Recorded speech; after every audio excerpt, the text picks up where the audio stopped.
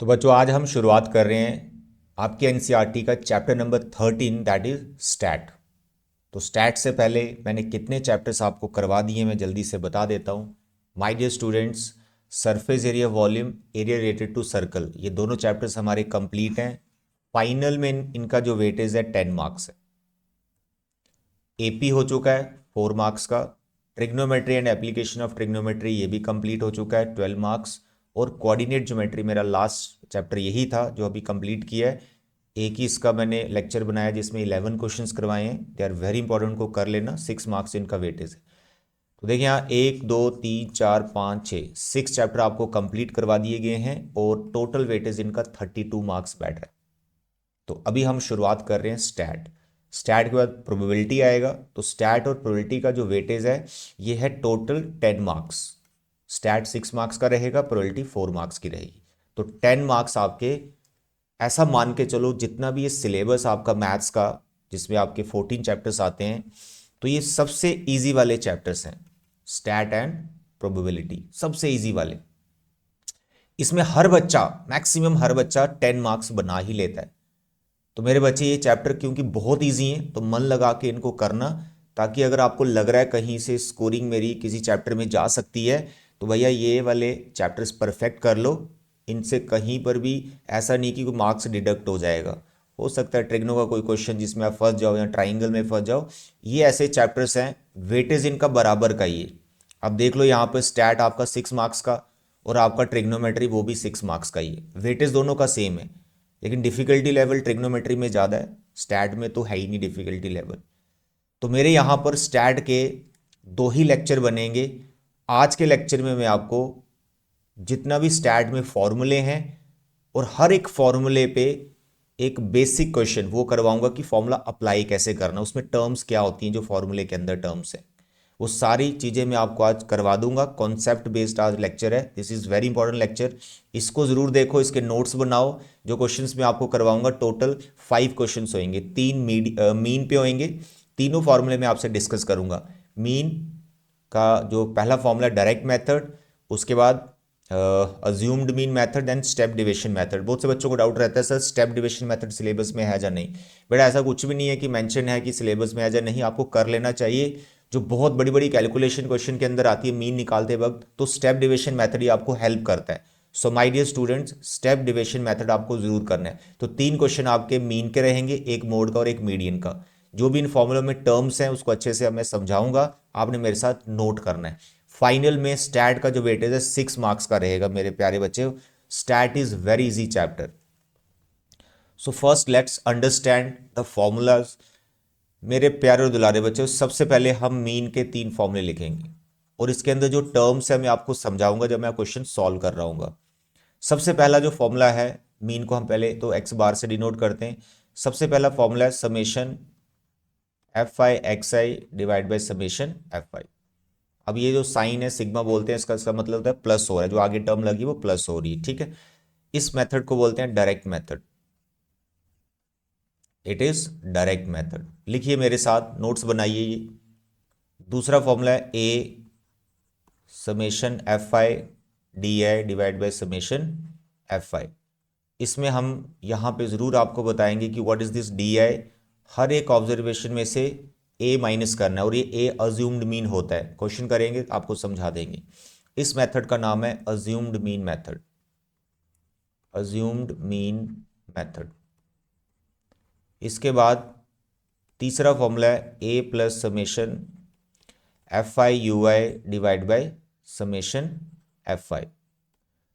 X I की जगह D I होगा, डी आई की जगह यू आई आ गया और इंटू एच करना है इसके साथ।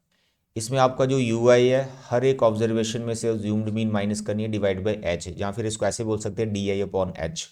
इसमें एच जो आपका है क्लास साइज होता है, H is class size. Clear है। इस मेथड का नाम है step deviation method. Step deviation method. देखो बच्चे, 3 फॉर्मूले मीन के हैं, अच्छे से करना है। इसमें बहुत अच्छे अच्छे क्वेश्चन आपके बन जाएंगे। लास्ट जो मेरा कल वाला लेक्चर होगा उसमें सभी वो क्वेश्चंस होंगे जो मोस्ट एक्सपेक्टेड हैं फाइनल के लिए, वो आ सकते हैं। तो वो कल वाला, आज सिर्फ आपको बेसिक समझाया जाएगा, ठीक है।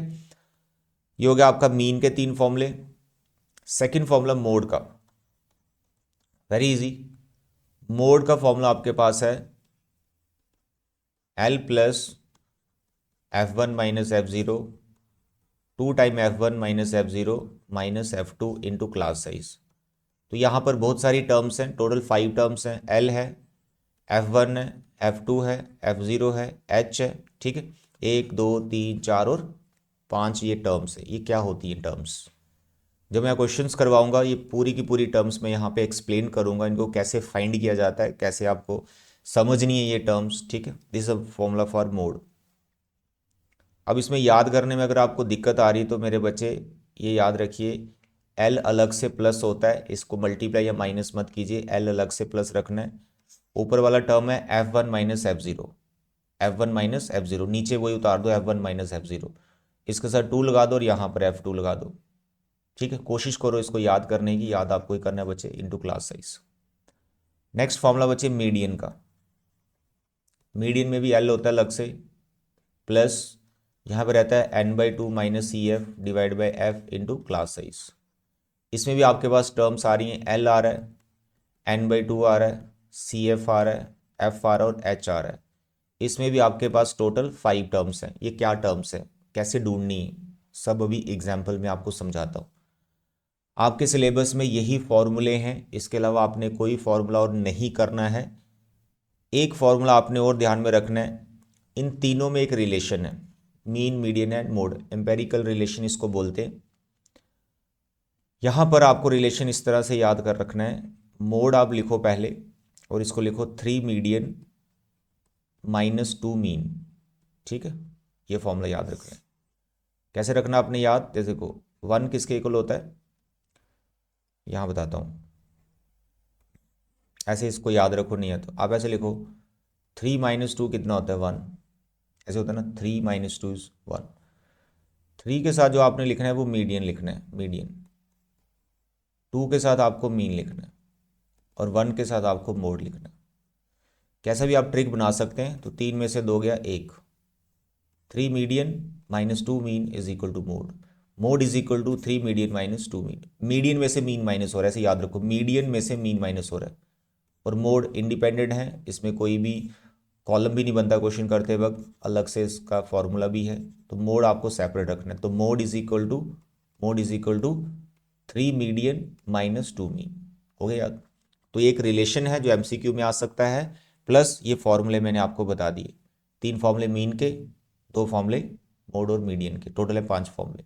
पांचों फॉर्मूले अप्लाई करूंगा, 5 एग्जाम्पल्स आपको बताने वाला हूँ मेरे बच्चे। ये है एक बेसिक सा क्वेश्चन, यहाँ पे इसी एग्जाम्पल को लेकर हम 5 के 5 क्वेश्चन करेंगे, यानी इसी को रखेंगे, इसी का मीन निकालेंगे 3 बार, इसका मोड निकालेंगे, इसका मीडियन निकालेंगे। सबसे पहले हम यहाँ पे डायरेक्ट मेथड यूज करेंगे मीन के लिए। अब डायरेक्ट मेथड में क्या होता है, आपको xi निकालना है, या फिर मीन का कोई भी मेथड आप अप्लाई कर रहे हैं, आपको xi निकालना ही पड़ता है। इस xi को बचे या तो हम मिड वैल्यूज बोलते हैं, ये टर्म्स याद रखना बचे, एमसीक्यू में आ सकते हैं, इसलिए lecture is very important, proper notes बनाओ। ये जो xi होता है इसको मिड वैल्यूज बोलते हैं या फिर क्लास मार्क्स बोलते हैं, क्लास मार्क्स या फिर मिड वैल्यूज।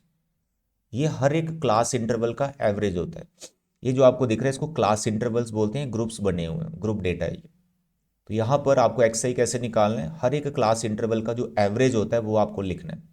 वो क्या एवरेज, दोनों को प्लस करना है, 2 से डिवाइड करना है हर एक क्लास इंटरवल के लिए, चाहे डेटा प्रॉपर गैप में है या नहीं है, xi के लिए आपको यही करना है, दोनों को प्लस डिवाइड बाई 2।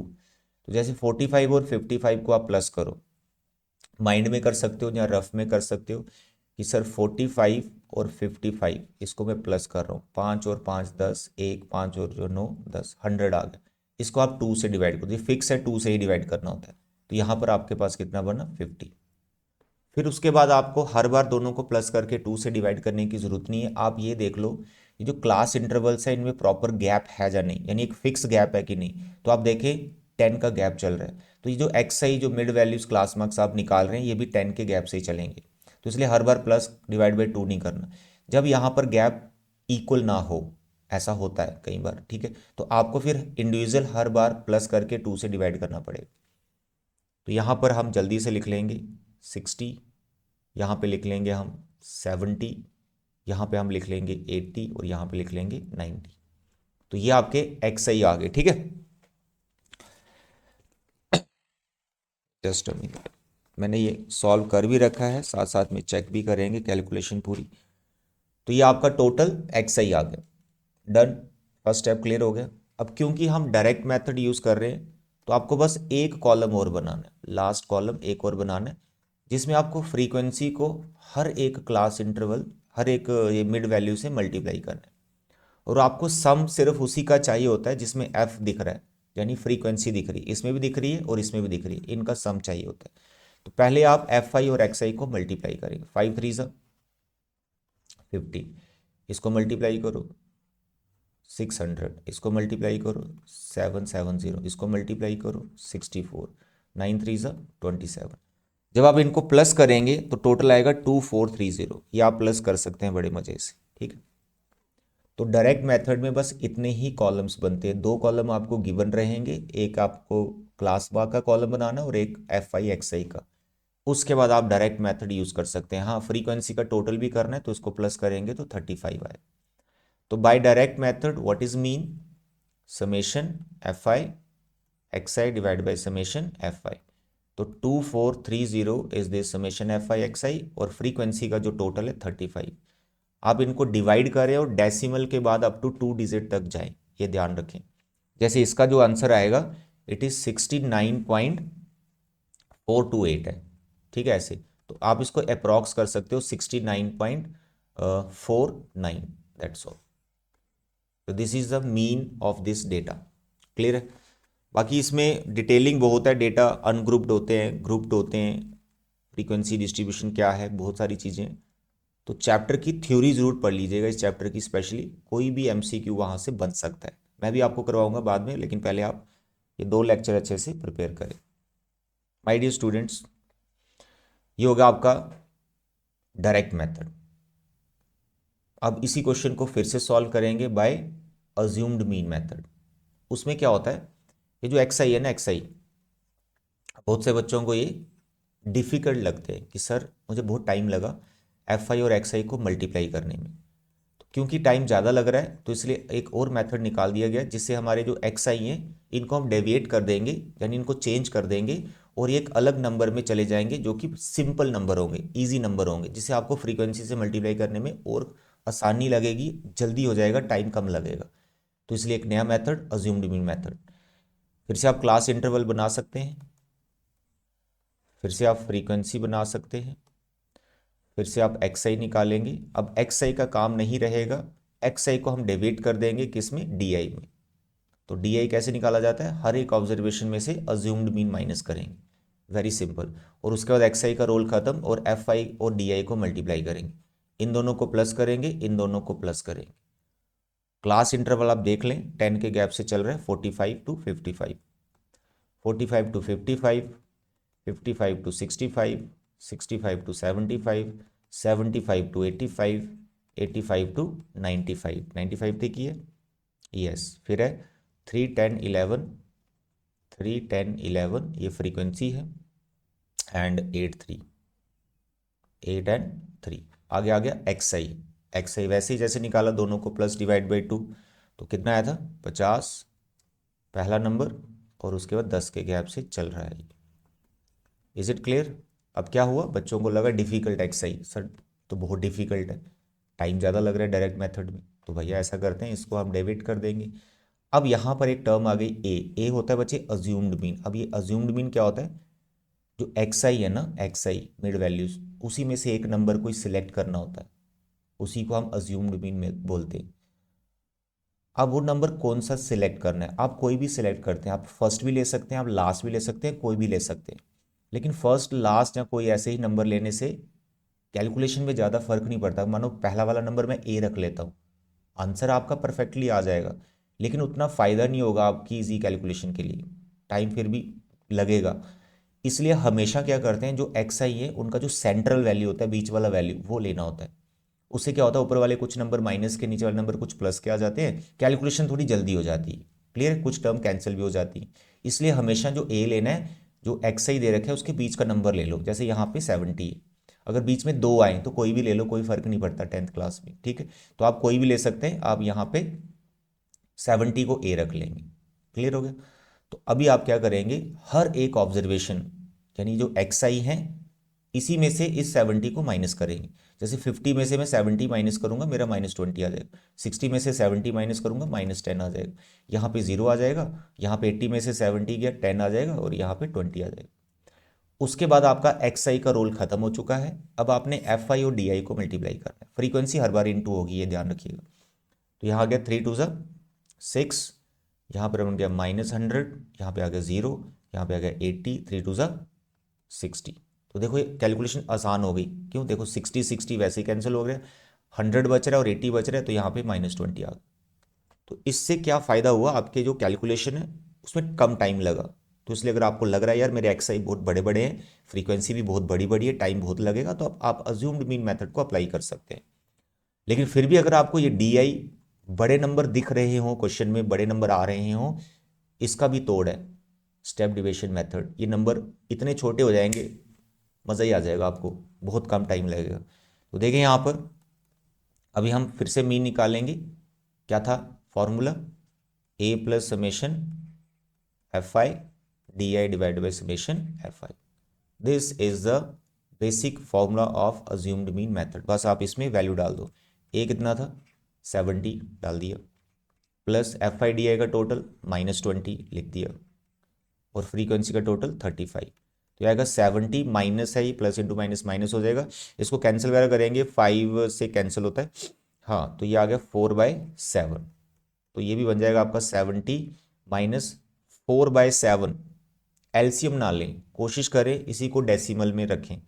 तो 4/7 को जब आप डिवाइड करेंगे तो ये डेसिमल में आएगा 0.57 अप्रॉक्सीमेटली, ठीक है, 0.57। फिर आप इसको माइनस करेंगे तो आंसर इसका वही निकलेगा, आंसर इसका वही आएगा अप्रॉक्स करके 69.49। यहाँ मैंने 49 लिखा है, 333 है भाई साहब, 69.43। ठीक है, मेथड कोई भी लगाओ मीन का, आपका जो आंसर है वो तीनों मेथड से सेम ही आएगा, ये ध्यान रखना। तो मेरे बच्चे ये हो गए हमारे 2 method. Next method is step division method. तो इसमें फिर आप क्लास इंटरवल बनाएं।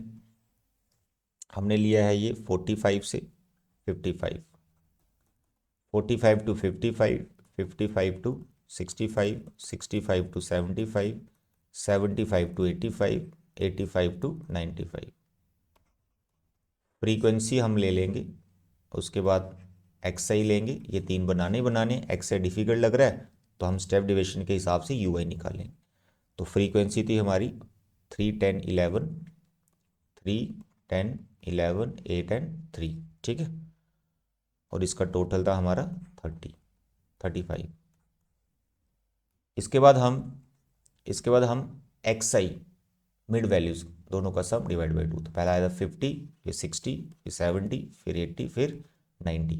अब आपको लग रहे हैं एक्सआई डिफिकल्ट, तो क्या करें, आप निकालें यूआई। अब यूआई कैसे निकालना है, हर एक ऑब्जर्वेशन में से अज्यूम्ड मीन माइनस करना है, यानी ये वही है डीआई। लेकिन डीआई भी आपको डिफिकल्ट लगे तो इसको डिवाइड कर दो एक फिक्स नंबर से जो कि एच है, तो एच से आप डिवाइड कर दो। Is it okay.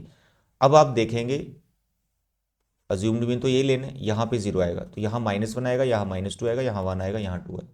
देखो डी आपने पहले निकाले, ये आपके डी आ रखे, ये आपके डी आ रखे। तो इन्हीं नंबर को आप एक फिक्स नंबर से डिवाइड कर रहे हो ना, और फिक्स नंबर वो एच है।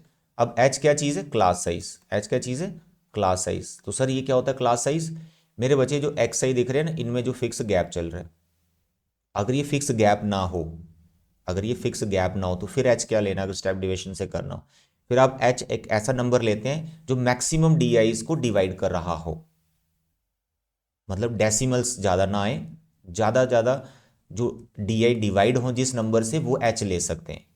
लेकिन 10th लेवल पे ऐसा क्वेश्चन आपको मुश्किल ही मिलेगा। लेकिन अगर आप ऐसे क्वेश्चंस कर रहे हैं जिसमें एच बिल्कुल सेम है, बस उससे आपको डिवाइड कर देना है। तो यहाँ पर आप एच देखें 10 का गैप चल रहा है, तो आपने क्या किया है, जो डी आई आए थे उन्हीं डी आई को आपने 10 से डिवाइड कर दिया, जिससे ये नंबर आ रहे 0 1 2 और ऊपर 1 2 माइनस के। क्लियर है, इतनी आसानी से आप यू आई लिख सकते हैं। I hope it is clear. तो नेक्स्ट आपका आ जाएगा F I into U I, F I into U I. तो ये एफ आई और ये यू आई, बस इनको मल्टीप्लाई करना है, बहुत आसानी से आ रहे हैं। 3 2 6 -10 0 8 3 2 6। फिर आप इनको सिंप्लीफाई करें, सर 6 से 6 कर गया, यहाँ पे -2 आ गया। क्लियर हो गया। अब आप लिखेंगे स्टेप डिविजन मेथड। क्या होता है step division method? Step division method है A plus summation F I U I summation F I into class size. Assumed mean method जैसा ही फॉर्मूला है, बस इसमें यहाँ पर डी आई की जगह यू आई आ गया और एक्स्ट्रा में इंटू एच हो गया। कैलकुलेशन बहुत आसान है। देखो कैलकुलेशन क्या है, ए की जगह आप ए का वैल्यू रख देंगे 70, एफ आई यू आई आपका -2 आ रहा है, और डिवाइड में फ्रीक्वेंसी का टोटल 35 और क्लास साइज आपका चल रहा है 10 का। बस आपने इसको सिंप्लीफाई करना है। तो मेरे बच्चे ये आपके पास उतना ही आ गया 4/7। ठीक है, इसको किया हमने 5 से, इसको किया 7 से, तो -4/7, ये उतना ही आया। 70 -4/7 आपका बैठेगा 0.57। इसको माइनस करेंगे तो मीन उतना ही आएगा जितना आपने निकाला है, 69.43। Is it clear? ये हो गए मीन के 3 फॉर्मूले। परफेक्ट कर लो इनको। स्ट्रेट फॉरवर्ड कई बार क्वेश्चन आ जाता है, find mean by assumed mean method or by direct method. तो भैया यही है मेथड आपके 3। That's all. चलिए आगे बढ़ते हैं, मोड की तरफ जाएंगे अभी। मोड वेरी सिंपल मेरे बच्चे क्लास इंटरवल और फ्रीक्वेंसी, 2 ही कॉलम चाहिए आपको मोड के लिए। 2 ही कॉलम्स चाहिए मोड के लिए। Extra x I F I D आई कुछ नहीं बनाना आपको, और 2 कॉलम चाहिए। 45 to 55, 55 to 65, 65 to 75, 75 to 85, 85 to 95। Clear है? इसमें अब फ्रीक्वेंसी लिखने के बाद 5 टर्म्स आपको कैलकुलेट करनी है, दे आर वेरी इंपॉर्टेंट। उसमें एमसीक्यू में आ जाता है find mode model class. Model class क्या होती है, तो यहाँ मैं आपको समझाने वाला। फ्रीक्वेंसी क्या थी हमारी? 3 10 11, 3 10 11 8 एंड 3। सबसे पहले बचे मोड में हाईएस्ट फ्रीक्वेंसी ढूंढनी है आपको। क्या ढूंढना है? हाईएस्ट फ्रीक्वेंसी, उसको F1 बोलते हैं। बोलो F1 क्या है? Highest frequency. उसी से आपका क्वेश्चन स्टार्ट होता है मोड का। ठीक है, तो यहां पे हाईएस्ट फ्रीक्वेंसी क्या है मुझे बताओ। ये रही सबसे बड़ी फ्रीक्वेंसी, इसको बोलते हैं F1। इससे जो पीछे वाली फ्रीक्वेंसी होगी, पीछे वाली, दैट इज F0। डेटा देख लेना, इंक्रीजिंग ऑर्डर में होना चाहिए, नहीं तो उल्टा हो जाता है सारा काम। F0 नीचे आता है, F2 ऊपर चल जाता है। ये डेटा आपका इंक्रीजिंग ऑर्डर में रखना आपने हमेशा। ठीक है, क्लास इंटरवल आप देख लो, बढ़ते क्रम में 55 65 है ना, बढ़ रही हैं नंबर्स, तो बढ़ते क्रम में ही लिखना है, इंक्रीजिंग ऑर्डर में लिखना है। नेक्स्ट नंबर है आपका F2। हो गई 3 फ्रीक्वेंसीज। ये आपके पास आ गया 11, F0 आपके पास आ गया 10 और F2 आपके पास आ गया 8। 3 फ्रीक्वेंसीज चाहिए आपको। फिर जो हाईएस्ट फ्रीक्वेंसी होती है उसके सामने जो आपकी क्लास इंटरवल होती है, इसको मॉडल क्लास बोलते हैं। क्या बोलते हैं? Model class. एग्जाम में ऐसे लिखना आपने, मॉडल क्लास क्या है? 65 से 75। यहाँ से आपको इसकी लोअर लिमिट चाहिए होती है, इसको बोलते हैं एग्जैक्ट लोअर लिमिट। यानी अगर ये डिस्ट्रीब्यूशन जो है डिसकॉन्टिन्यूज हो तो इसको कॉन्टिन्यूस करके लोअर लिमिट निकाली जाती है। तो बोले सर क्या बोल रहे हो, समझ नहीं आ रहा। अरे भाई नेक्स्ट लेक्चर जरूर देखना जिसमें सारे टाइप के क्वेश्चन होंगे, डिसकॉन्टिन्यूटी क्या होती है। ठीक है, तो अभी फिलहाल इसकी जो लोअर लिमिट है वो 65 है, इसको हम एल बोलते हैं, ये आपका फॉर्मूले में चलेगा। अब यहाँ पर एक चीज़ का आपको ध्यान रखना है, जो हाईएस्ट फ्रीक्वेंसी है उसके सामने जो आपकी मॉडल क्लास है, इसको क्यों मॉडल क्लास बोला जा रहा है? आपका जो आंसर है मोड है वो 65 और 75 के बीच ही निकलेगा। अब मानो मॉडल क्लास आप देख रहे हो 65 to 75 और आंसर आप निकाल रहे हो 80, वो गलत है। इसी के बीच में आंसर आना चाहिए आपका। ठीक है, क्योंकि मॉडल क्लास आपने ये सिलेक्ट की। तो 4 चीज़ें हो गई, 1 2 3 और ये 4 हो गई। 5वीं चीज़ क्या है? क्लास साइज, जिसको हम एच से डिनोट करते हैं, पता चल चुका है, जो कि यहाँ पर देख लें सेम चल रहा है, that is 10। Is it clear? बस ये 5 नंबर चाहिए और मोड का फॉर्मूला आपको याद होना चाहिए। What is formula for mode? L plus F1 minus F0 2 time F1 F0 F2 into class size. सारी वैल्यूज इसमें डालनी है, सिंप्लीफाई करना, आपका आंसर आ जाएगा। आई होप आप इस क्वेश्चन को कर लोगे, वैल्यूज की सिंप्लीफिकेशन आप कर लेना, ठीक है। नेक्स्ट क्वेश्चन मीडियन का, फिर से हम क्लास इंटरवल बनाएंगे। तो क्लास इंटरवल हमारी चल रही है 45 से, 45 से 55, 55 से 65, 65 से 75, 75 से 85, 85 से 95। मीडियन वाले क्वेश्चन में आपको सिर्फ एक कॉलम चाहिए होता है। ये बेसिक क्वेश्चन करा रहा हूँ, और भी less than, more than, below, सारे क्वेश्चन है वो नेक्स्ट लेक्चर में आपको मिलेंगे। फ्रीक्वेंसी चल रही है आपकी 3, 10, 11, 3, 10, 11, 8, 3, टोटल इसका 35। आपको इसमें सी एफ निकालना होता है। Now what is C F? This is called cumulative frequency. Cumulative, cumulate का मतलब होता है प्लस होना, ऐड ऑन होना। तो आपको इसको एक कॉलम और बनाना है जिसको क्यूमुलेटिव फ्रीक्वेंसी बोलते हैं, यानी फ्रीक्वेंसीज को ऐड करते हुए लिखना है। इसका मतलब होता है आप लेस देन डेटा लिख रहे हो, ठीक है। नेक्स्ट लेक्चर में आपको क्लियर हो जाएगा। और देखो इसको कैसे निकालते हैं सी एफ को। पहली फ्रीक्वेंसी सेम होती है 3, नेक्स्ट जो फ्रीक्वेंसी आपको लिखनी है उसमें जो इसकी नेक्स्ट वाली फ्रीक्वेंसी ऐड करके लिखनी है। यानी जो दूसरे नंबर पर क्यूमुलेटिव फ्रीक्वेंसी है वो दो फ्रीक्वेंसीज का प्लस होता है, यानी यहाँ पे 13 आएगा। जो थर्ड क्यूमुलेटिव फ्रीक्वेंसी होती है वो तीन फ्रीक्वेंसीज का सम होता है, यानी यहाँ पर आप इनको प्लस करेंगे दोनों को, 3 और 1 4 और 1 24 आ गया। जो फोर्थ क्यूमुलेटिव फ्रीक्वेंसी होती है वो फोर फ्रीक्वेंसीज का सम होती है, फोर फ्रीक्वेंसीज का सम, और ये 32 आएगा। जो फिफ्थ क्यूमुलेटिव फ्रीक्वेंसी होती है वो फाइव फ्रीक्वेंसीज का सम होती है, जो कि 35 आएगा। तो यहाँ पर डायगोनली दे दो, पहला वही लिखना है, फिर ऐसे ऐसे इनको प्लस करते जाना है, प्लस करके जो आएगा वो लिखते जाना है। लास्ट जो क्यूमुलेटिव फ्रीक्वेंसी होती है और जो टोटल नंबर ऑफ सम होता है फ्रीक्वेंसीज का वो सेम होना चाहिए। सेम नहीं आ रहा तो कहीं गलत हो रहा है, ठीक है। इसके अलावा आपको कोई कॉलम नहीं बनाना होता मीडियन के लिए। Is it okay? मीन में कॉलम ज़्यादा बनते हैं, मोड में कोई कॉलम नहीं बनता, दो ही जो गिवन होते हैं, और मीडियन के लिए एक कॉलम बनता है सी एफ का।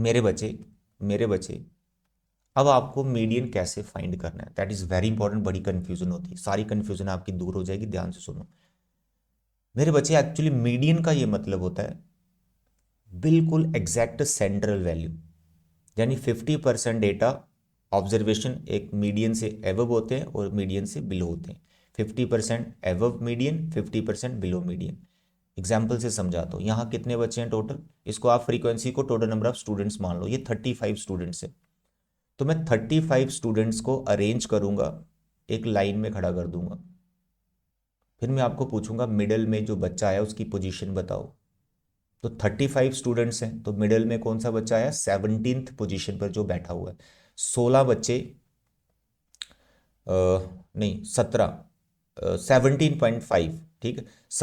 18th जो पोजीशन होगी, 17 बच्चे, 17 स्टूडेंट्स एक तरफ हो जाएंगे, 17 एक तरफ हो जाएंगे, 34 हो गए।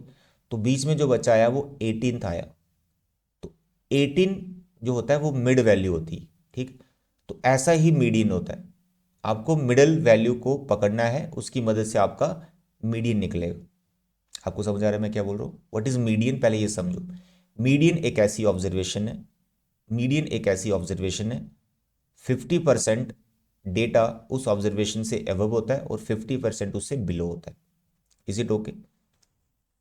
तो यहां पर टोटल नंबर ऑफ जो ऑब्जर्वेशन है वो 35 है। ऑब्जर्वेशन क्या है वो नहीं पता, वो ग्रुप्स में डिस्ट्रीब्यूट हो चुकी हैं, लेकिन नंबर ऑफ स्टूडेंट्स कितने हैं, 35। तो 35 से बिलो कितने होंगे, 17, और 35 से अबव कितने होंगे, 17। यानी जो 18th पोजीशन पे ऑब्जर्वेशन होगी वो हमारी मीडियन होगी। 18th पोजीशन पर, 18th पता नहीं कौन सी ऑब्जर्वेशन है, वही निकालना है मीडियन के फॉर्मूले से। क्लियर है? अब मैं आपको करके दिखाता हूं, सुनो। इसमें सबसे पहली जो टर्म आपको निकालनी n/2, वही आपको पूरा डेटा समझाएगी। n/2, why we are finding n/2, क्योंकि हमें बिल्कुल एग्जैक्ट मिड में जाना है। मेरे बच्चे, मेरा n है 35 डिवाइड बाई 2, तो ये बना मेरा 17.5। क्लियर है? अब आप जहाँ तो ऐसे इसको निकालो, इसको तो वैसे निकालना ही पड़ेगा फॉर्मूले के लिए।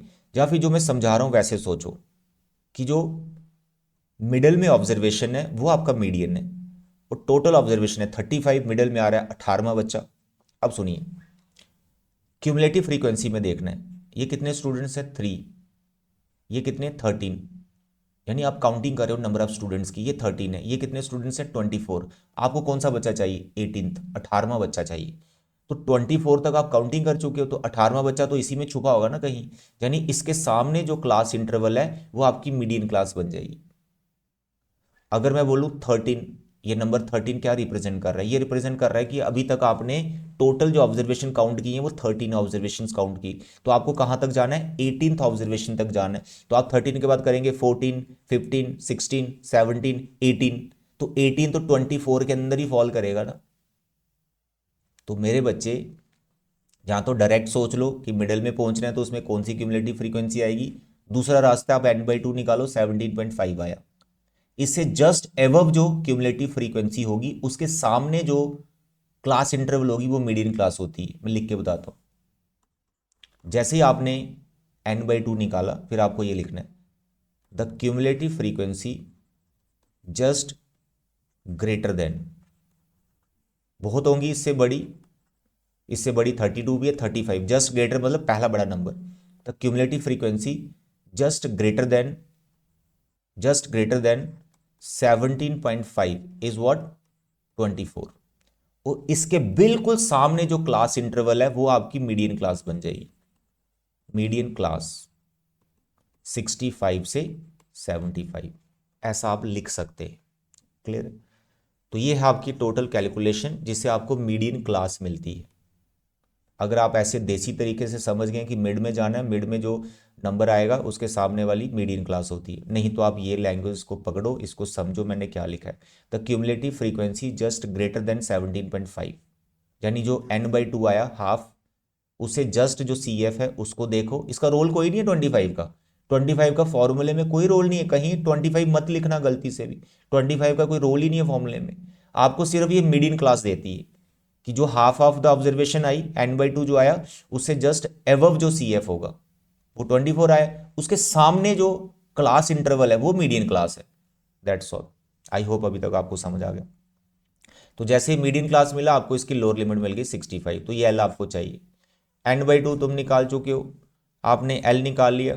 फ्रीक्वेंसी आपको मीडियन क्लास के सामने वाली चाहिए होती है 11, और फॉर्मूले में जो आपको सी एफ चाहिए, फॉर्मूले में जो सी एफ चाहिए वो ये वाला सी एफ लेना है, n/2 से एवब जो सी एफ था उससे ऊपर वाला, यानी जो मीडियन क्लास है या फिर जो फ्रीक्वेंसी है उसके ऊपर वाली सी एफ लेनी है। डेटा शुड भी इंक्रीजिंग ऑर्डर होना चाहिए। तो सी एफ हमारा 13 आ गया और क्लास साइज हमारा 10 का चल रहा है, 10 का गैप चल रहा है इनमें। 5 नंबर निकाल दिए, n/2 1, L 2, F 3, CF 4, H 5, आगे 5 नंबर। दैट्स ऑल, बस ये फॉर्मूले में डालने। जितना भी मैंने समझाया ये मीडियन की पूरी डिटेल है, इसको अच्छे से समझ लो। नहीं समझ आया आप कमेंट कर सकते हैं, मैं रिपीट करूंगा, इसको अलग से वीडियो बना दूंगा मीडियन के लिए। मीडियन इज़ वेरी इंपॉर्टेंट, थोड़ा कंफ्यूज करता है। आई होप आपको ये क्लियर हो चुका होगा। तो नहीं हुआ है तो प्लीज़ आप मेरे को बताएं ज़रूर। ये क्वेश्चन एग्जाम में आता है यार मीडियन का। तो इसका फॉर्मूला है ये, बस आपने इसमें वैल्यू डालनी और सिंप्लीफाई करना है। वैल्यूज डाल के मैं पूरा करता हूँ और इसमें एक छोटी सी आप लास्ट में पंगा करते हैं एक छोटा सा ना, वो ठीक करना है मैंने आपका। लोअर लिमिट है इसकी 65, n/2 आया 17.5, सी एफ आपका आया 13। इसमें नेगेटिव कहीं नहीं आता, ध्यान रखना। जैसे माइनस कर रहे हो ना, ये नेगेटिव कहीं नहीं आएगा, पता लगे सी एफ बड़ा होगा n/2 से, वो गलत है। n/2 बड़ा होगा, सी एफ छोटा होगा। फ्रीक्वेंसी आपकी 11 है, क्लास साइज आपका 10 का चल रहा है। 65, इसको माइनस करो सर, ये आ गया हमारा 5 और ये 4, 4.5 इंटू 10/11। 65 इसको करेंगे आएगा 45/11। यहाँ पर आप एक छोटी सी प्रॉब्लम करते हो, अपनी कैलकुलेशन को लेंथी ले जाते हो और टाइम बहुत लग जाता है। बहुत से बच्चे यहाँ पर 11 एलसीएम लेंगे, ऐसा मत करो। क्या फ़ायदा यार, एलसीएम लेके पहले तो आप 65 से इंटू करोगे, उसके बाद उसको प्लस करोगे 45 में, फिर 11 से डिवाइड करोगे। अरे भाई आप 45 को 11 से डिवाइड कर दो ना, जो डेसिमल में आएगा 65 उस पर प्लस कर दो, टाइम कम लगेगा आपका। 65 के साथ कुछ मत करो, एल मत करो, इसको आप डेसिमल में ले आओ। अब 45 है, इसको 11 से डिवाइड करना है, 11 4 ज़ा 44, कितने बचे, 1 10 नहीं बात बनी, 0 109, तो यह आया 4.09, तो टोटल आ गया आपका 69.09। That's all, this the median, that's all. तो मेरे बच्चे ये थे आपके 5 basic question mean, median and mode पे। सारे फॉर्मूले अच्छे से कर लेना। स्टैट स्टार्ट हो गया है। नेक्स्ट लेक्चर जो आपको मिलेगा उसमें सभी वैरायटी के क्वेश्चन मैं स्टैट के कंप्लीट कर दूंगा। उसके अलावा फाइनल एग्ज़ाम के लिए कुछ भी करने की ज़रूरत नहीं है। ओके डियर, तो आज के लेक्चर में इतने ही बचे। Thank you, bye bye and take care.